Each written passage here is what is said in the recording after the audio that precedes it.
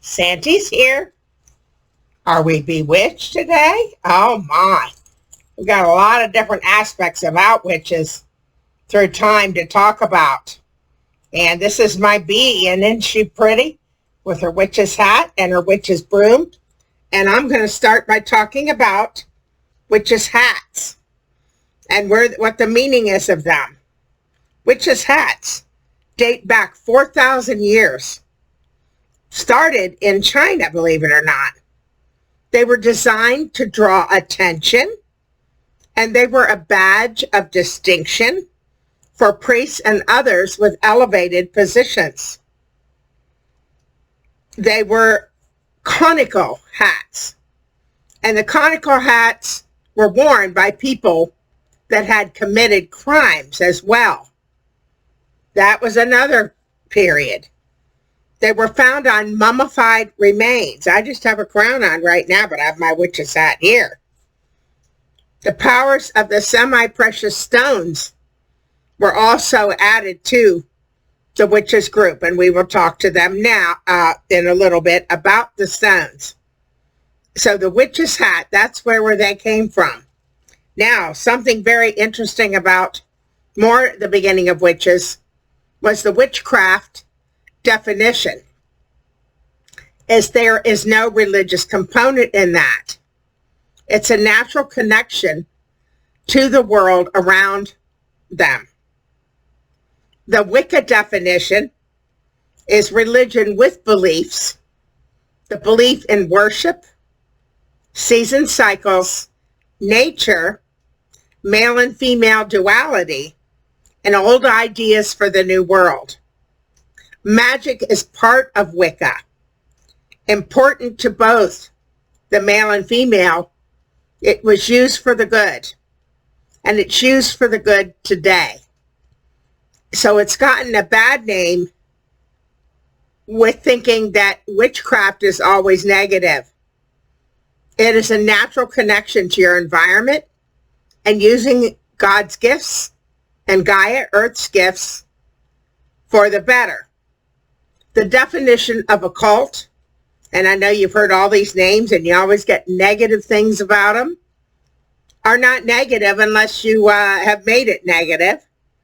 And the occult is esoteric. It's supernatural beliefs and practices. Generally, they fall outside the scope of religion and science, and that's why a lot of times it's looked on as negative. But what it is it encompasses otherworldly phenomena and things that you can't see. The occult is mystical, uncovering hidden meanings and secrets. And you know, that's not so bad. There's so many things that we don't know or we don't know the truth about, and that's all part of it. Now, we've got something very interesting.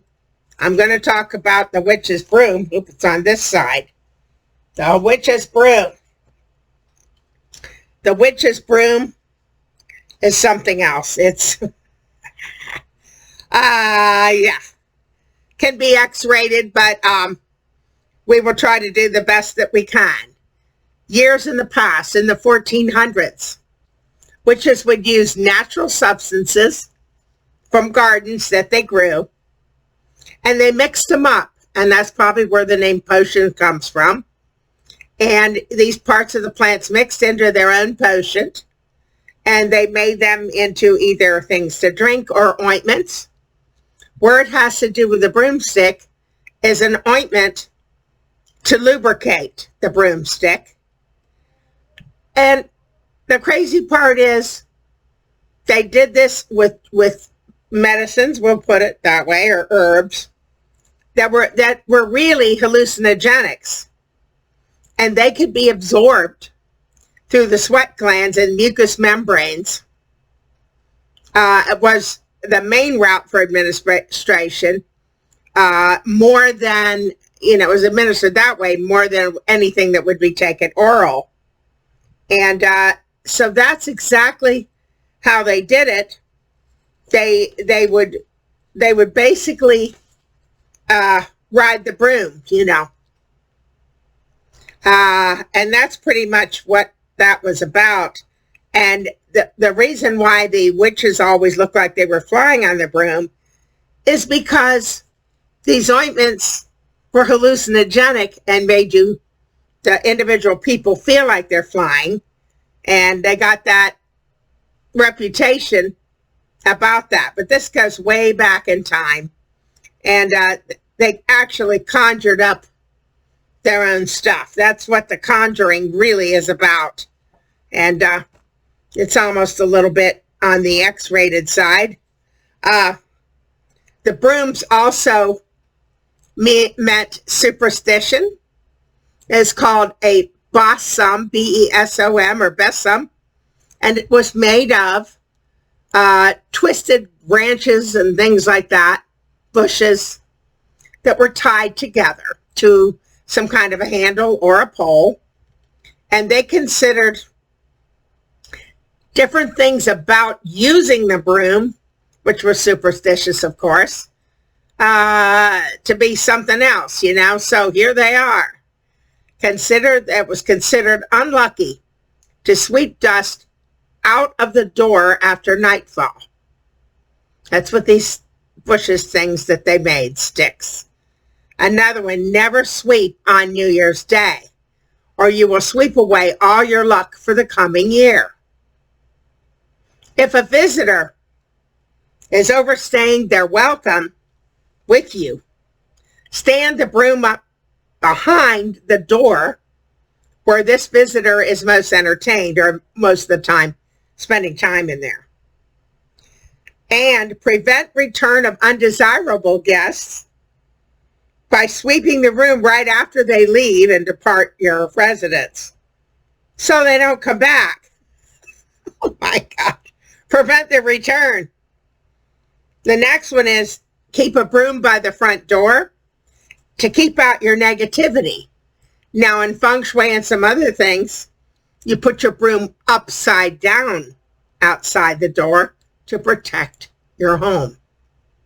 I feel that energy actually works.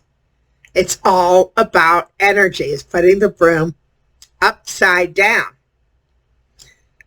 Don't sweep under a single person, because if you sweep by their feet, they may never get married. And if you step over a broom on the floor, you will become a mother before you are married. These are superstitious from the past, superstitions. If you sweep over the feet, not just under them, but over them, you'll go to jail. They may go to jail unless they spit on the brush of the broom.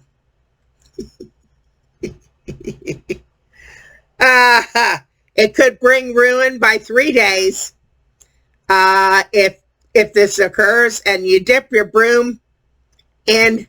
No, excuse me. You can bring rain, not ruin. Bring rain. We need rain. We don't want to ruin our things.